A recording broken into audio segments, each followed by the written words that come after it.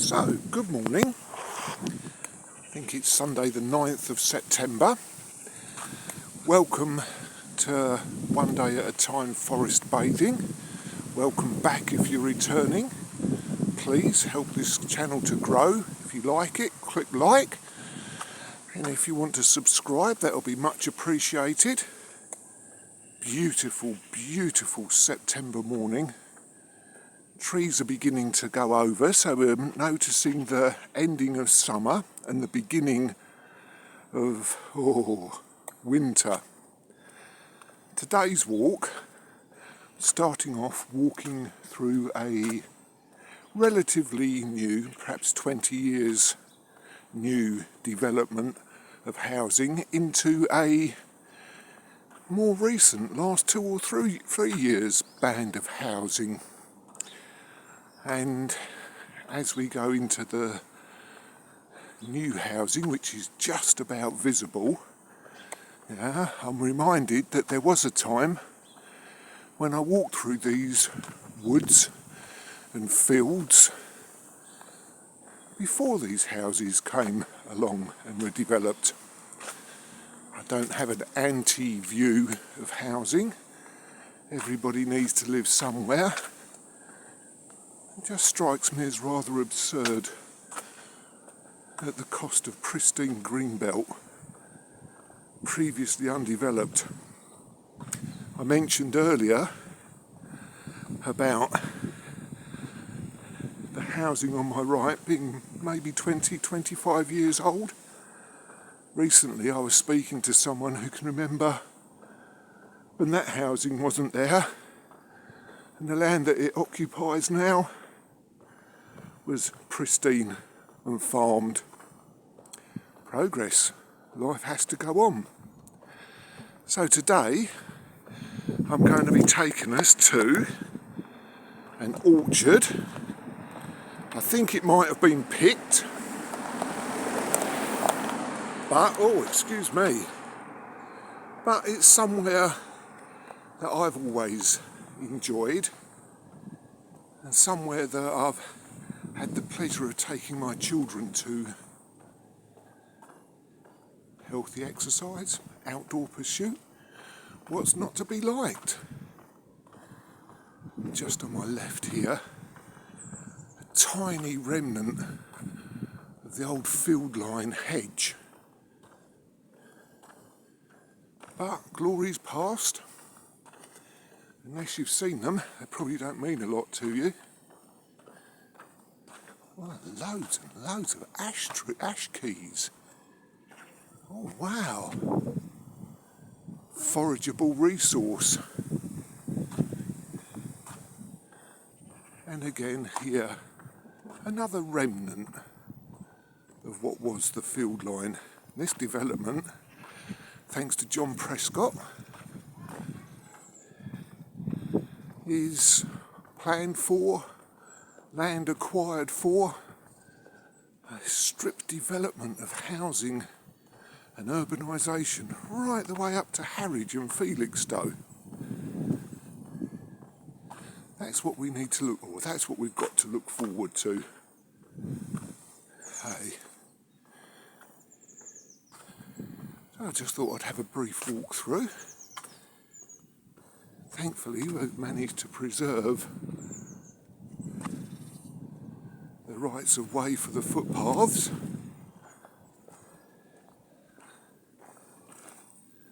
On the way to the woods, which we're just about to go into or to begin to approach now. Fingers crossed we see deer. Wouldn't be the first time that I've seen deer.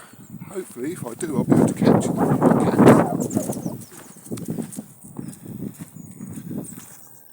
We can enjoy some fresh air and some exercise.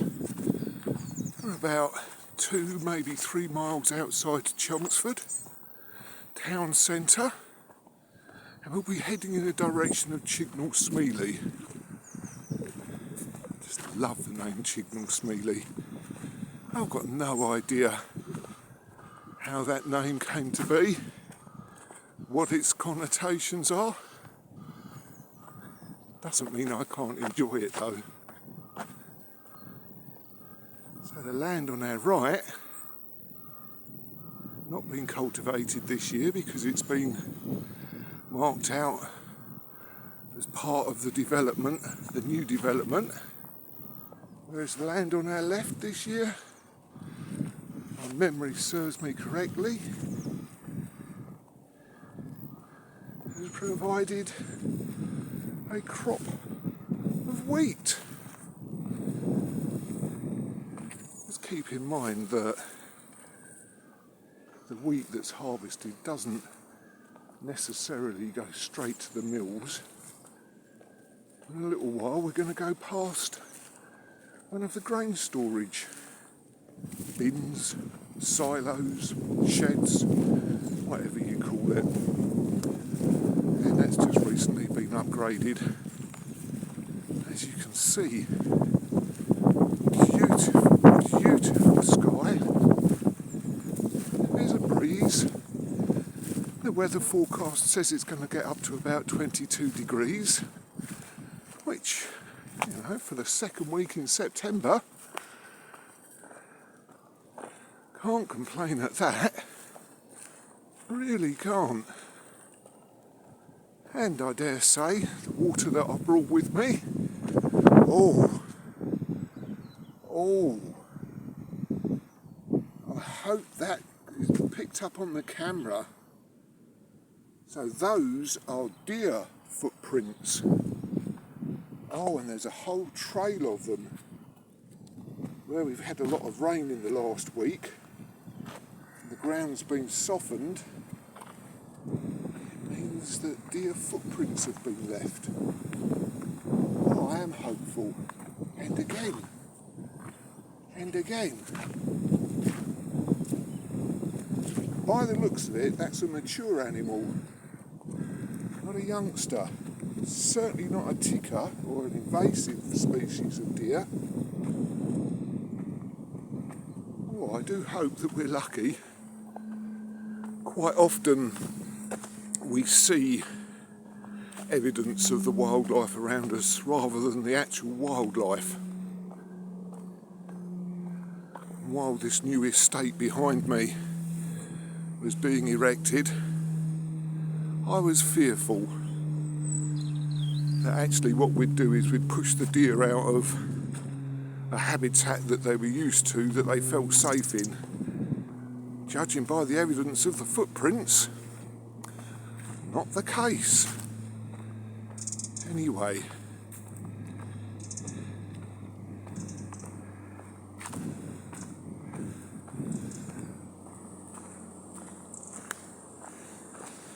I hope this is picking up the sound of the wind blowing through the trees.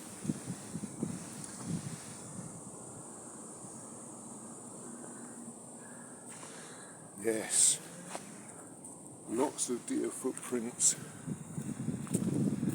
That is nice to see. For me, it's never a bad day when you see deer. Perhaps a little bit less so when you only see the hoof prints. But signs of life. As I'm looking up into the canopy, this is a hedge that has been maintained around a property that's just relatively recently been brought and done up. I'm noticing the subtle changes in colour.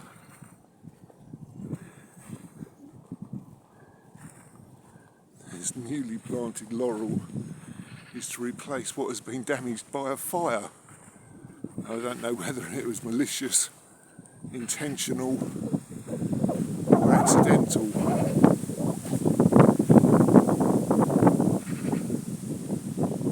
Flowering, seeding bodies of a whitethorn.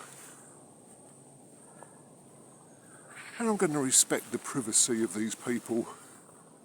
I'm not going to stand and gawk. But there's a glimpse. Some very, very nice property. Perhaps that's the best view of it. So the angular brickwork on the upper floors to me suggest that that's original, whereas the plastered in bit between on the left hand side and in the centre suggests perhaps that's newer. Lovely, lovely rose hips. How nice is that? So I wonder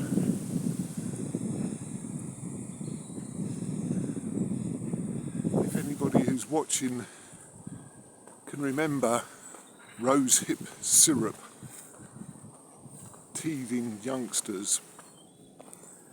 I certainly can. And again, nature in its magnificence. Buds aplenty. And there was a time, we just met our first walker. Good morning. Morning. Hello, fella. How nice. So the rose hips, they come from the wild rose.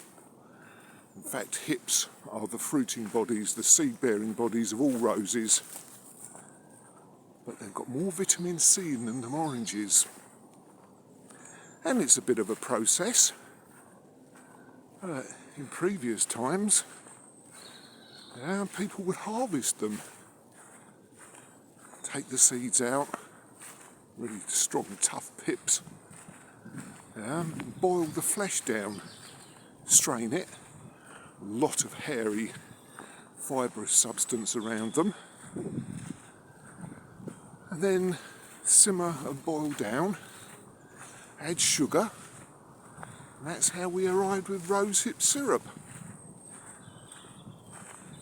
I don't know what it does for youngsters with toothache, but it's very nice and very sweet, if my memory serves me correctly.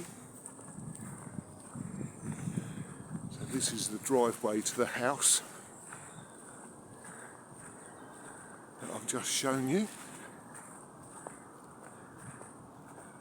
Oh, it's so nice to be out in the fresh air, to feel alive, refreshed, rejuvenated, replenished. I think that's enough of the words beginning with R-E, Steve. Here,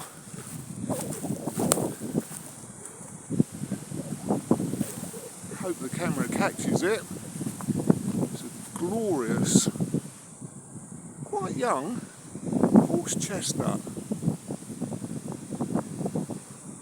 Having started off spring with racemes, drooping, beautifully coloured racemes of flowers, they were there to set seed for the horse chestnuts, or conkers, to you and me. How nice it was, living in the past again, but conkers at school. Going out and harvesting your own conkers. Maybe cheating, maybe not. Making them. Endless feuds and battles about he boiled them, he baked them. This one's a 67er. Except there weren't 67 conquests to it. So we're just about to go off-road again. But in the time that I've been walking this walk, these buildings at one stage were in a really, really sorry state of repair. They were collapsing. They were derelict. Old farm buildings. And in the last 3 or 4 years, they've been acquired and turned into very, very des-res. Out in the heart of the woodland in Chelmsford. And again, I'm not going to be nosy.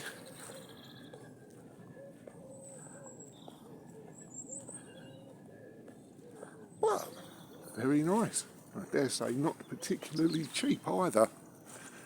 And the house you can see here, was the original farmhouse. I think it still might be. Already the cyclists are out. Bird song is lovely. Absolutely gorgeous.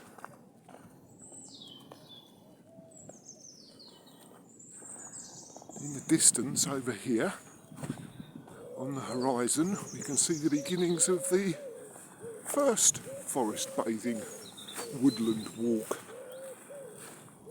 that I posted. There have been times my sons and I have been able to startle deer, quite huge herds of deer on this open farmland, which is something you don't see every day.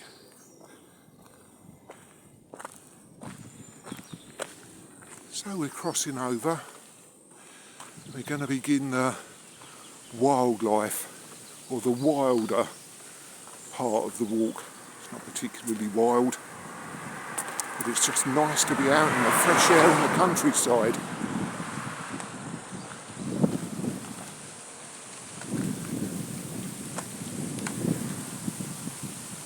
Yes, an issue that's facing the residents of this area.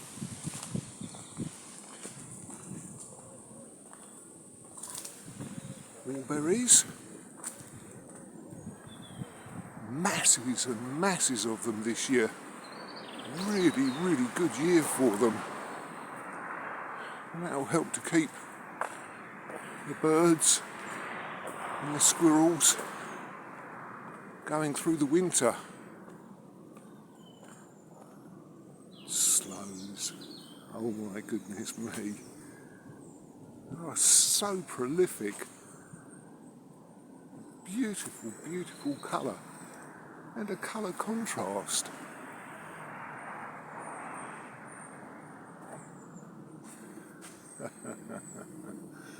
Yeah, I lost count of the number of times I've fooled people into trying one, only to see their mouths and faces pucker up in disgust. Very dry, very astringent. Make absolutely gorgeous sloe gin. So this building in the background here was once a lot smaller.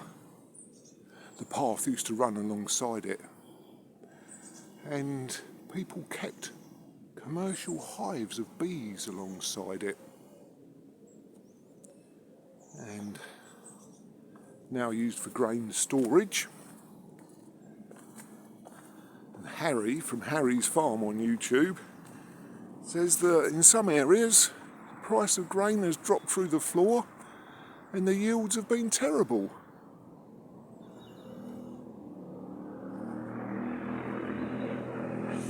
Wow. No guaranteed incomes when you're a farmer. No guaranteed incomes at all. We're now heading out into open farmland and countryside. On my left, we're looking out over Writtle. We might get a glimpse of the radio television mast at Blackmore. Very faint, I don't know if the camera will pick it up. There we go.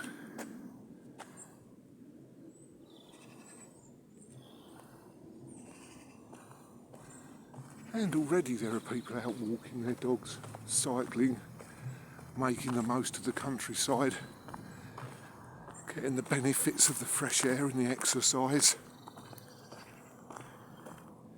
And good luck to them. We're so fortunate. Literally 500 metres from two very, very large housing developments. We're out in this beautiful countryside.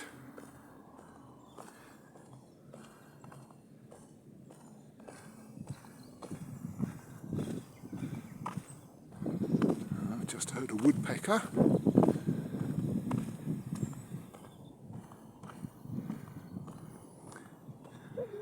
And the house you can see on the horizon is one of our locations. We're not actually going to stop at the house, we're going to walk through it on a public footpath and head off over this way. So I'm going to turn off for a little bit. Look forward to seeing you on the next bit.